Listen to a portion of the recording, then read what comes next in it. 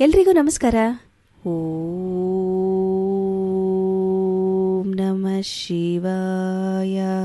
ಇವತ್ತು ನಾನು ಅಕ್ಕಮಹಾದೇವಿಯವರ ಕರ್ಮವೆಂಬ ಕದಳಿ ಎಂಬ ವಚನವನ್ನು ಓದಲಿದ್ದೇನೆ.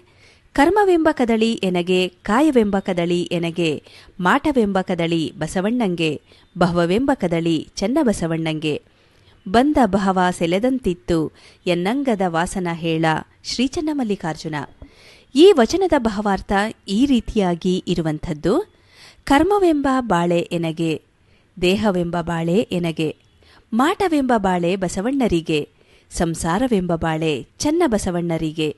ಉಕ್ಕಿ ಬಂದ ಬಹವ ಸಂಧಿದೆ ನನ್ನ ತನುವಿನ ವಿಷಯ ಏನೆಂದು ನೀ ಹೇಳು ಶ್ರೀ ಚೆನ್ನಮಲ್ಲಿಕಾರ್ಜುನ ಎಂದು ಅಕ್ಕಮಹಾದೇವಿಯವರು ಈ ವಚನದಲ್ಲಿ ತಿಳಿಸಿರುವಂಥದ್ದು. ಶರಣು ಶರಣಾರ್ಥಿಗಳು.